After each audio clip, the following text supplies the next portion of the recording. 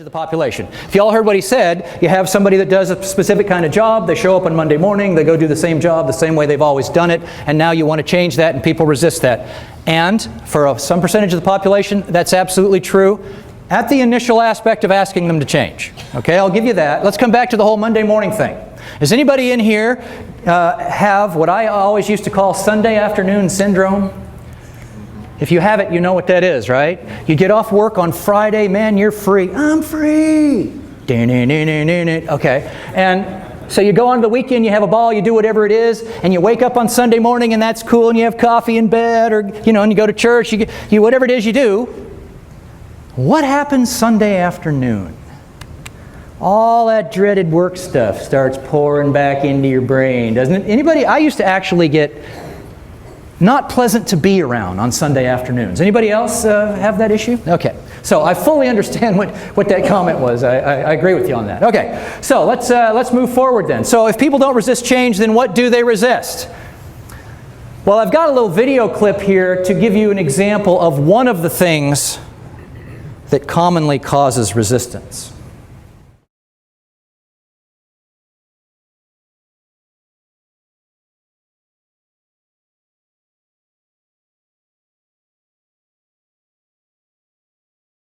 So what's the point?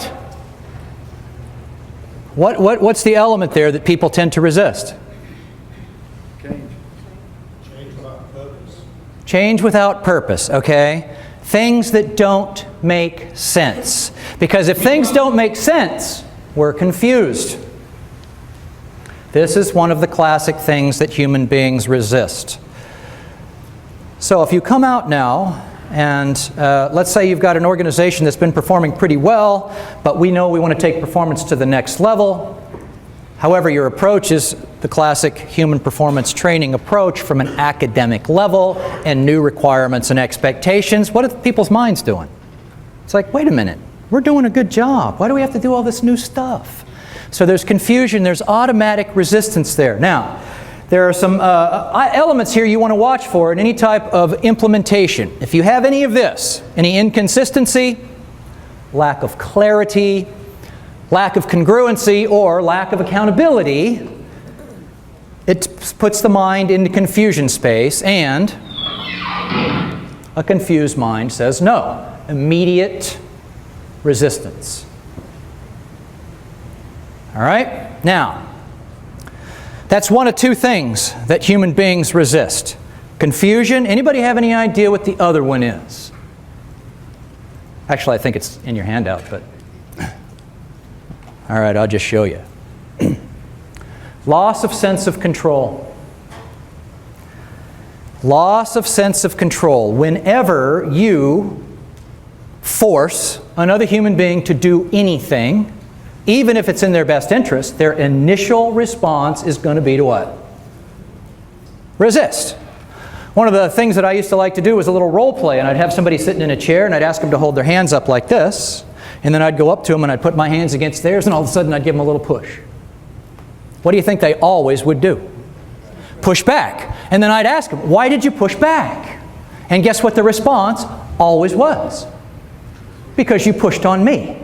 It's a natural human response. This is what people resist right here.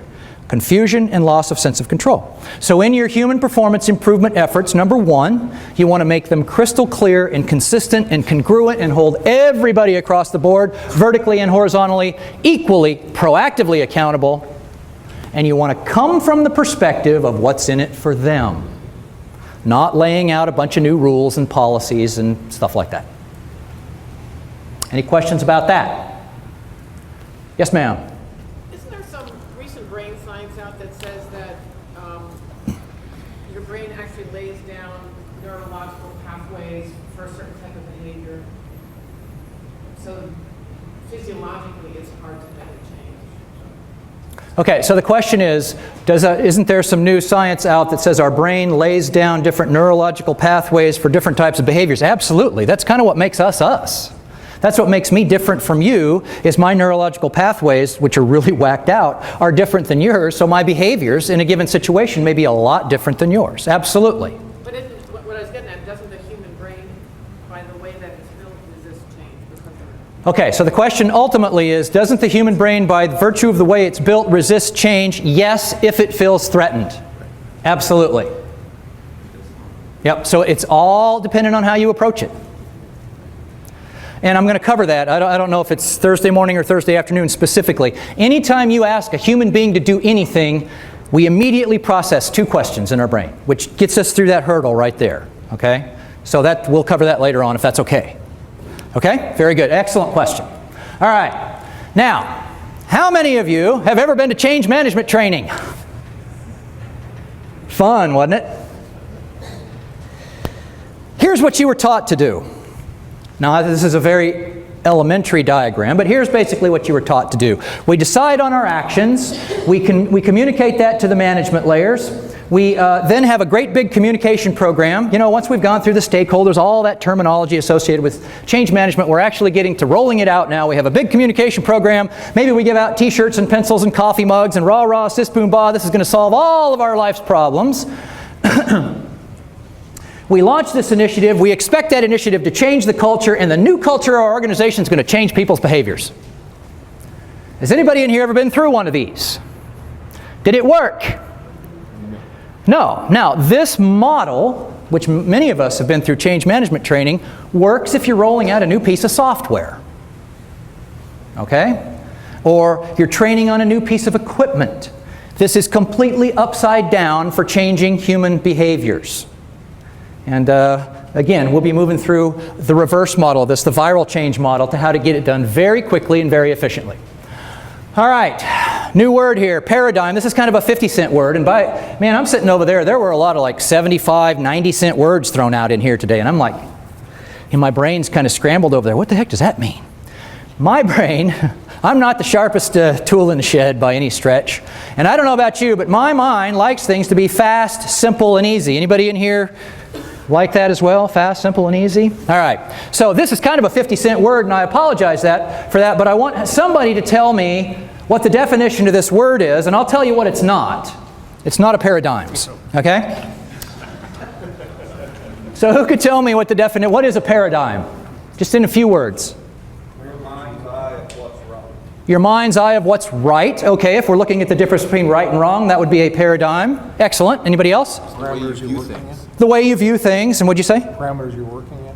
Parameters you're working with as you understand them. Okay, very good. Excellent. Well, here's a textbook definition which is really long and boring. We won't spend any time on that because I think the whole concept of the answers we got in the room are far better than that. It's a way we look at something.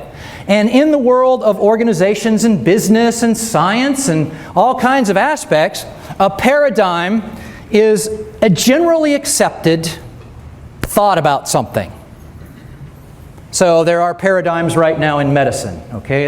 In the world of cancer treatment, there are certain paradigms about chemotherapy and radiation treatment, stuff like that, okay? Those are paradigms.